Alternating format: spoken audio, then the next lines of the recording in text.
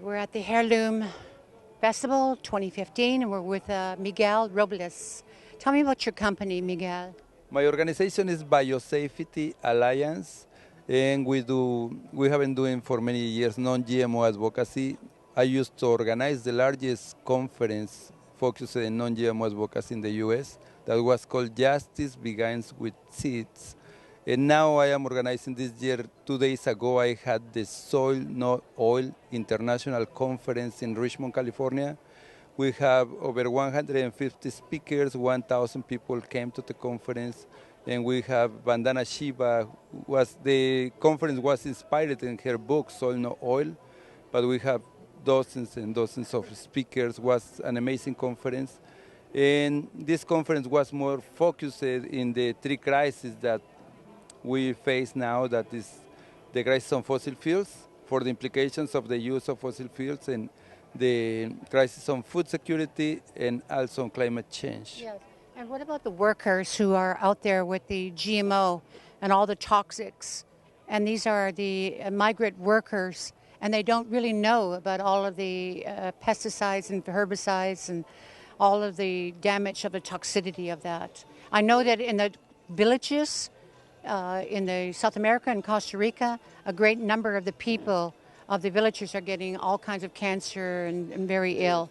But the actual workers who are in the fields working in direct contact with this, let's speak about that. Well, many people don't know that we have a very famous area in what's all means Santa Cruz in California, and it's very famous this area for strawberries.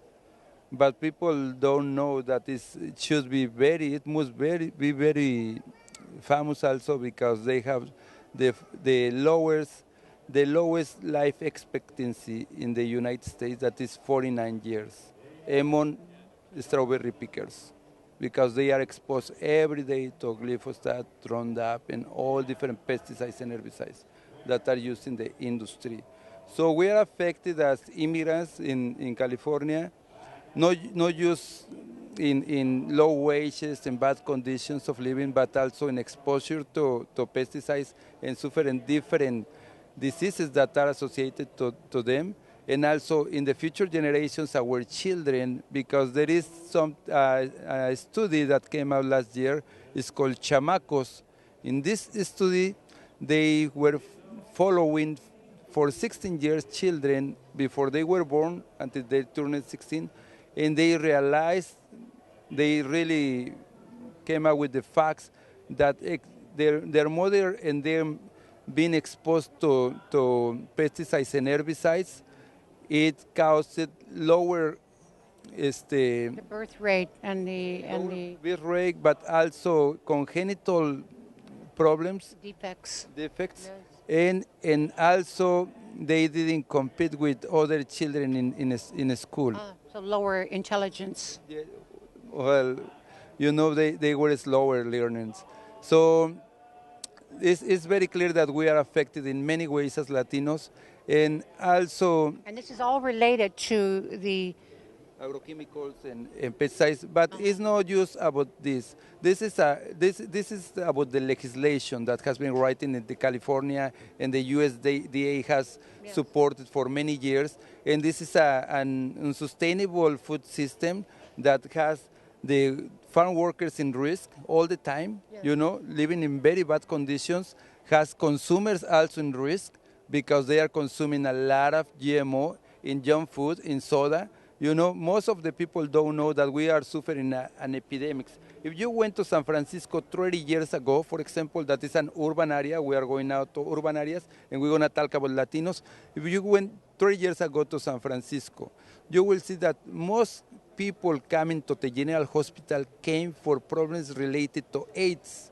Now, 30 years after, if you go to the San Francisco General Hospital, you will see that 75% of the people, the same quantity, is coming for problems related to diabetes, or everything related to junk food that poor communities, people of color, are eating in food deserts. you know. So, and Latinos have this epidemic of diabetes, overweight, all this stuff that is related to junk food. And they don't know that they are eating GMOs because GMOs are the main ingredient of junk food. Yes. For soda, only 20% of the GMO corn that is grown in the United States is used for corn syrup, for GMO corn syrup. That is the soda sweetener. Yes. Miguel, you are a voice in mega billions of people, and you're one voice. And how did you become aware of all of this yourself? Because basically, most people are completely unaware of everything you're speaking about. So where was your moment of time that you became aware and the tipping point for you to take action and do something? Well, for me, I am very lucky, very fortunate because my grandfather was an anarchist. And he was A what? an anarchist. And An artist. Anarchist. Anarchist. Anarchist, Meaning? yes.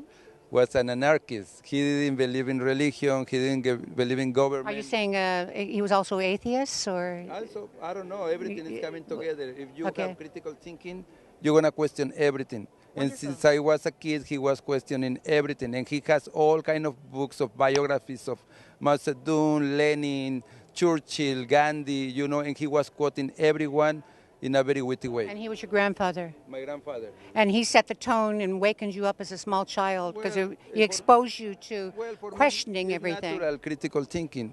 When I was a kid, he told me, "Tell me, Miguel, why this in TV, in the news, every night they say the first thing they say is the good things that the president did today." Yes. Where were you living? Where are you from? I'm from Mexico City. So, and actually in Mexico, you are coming from a different background, you know, because we have a revolution, and the revolution didn't allow religions to go into schools.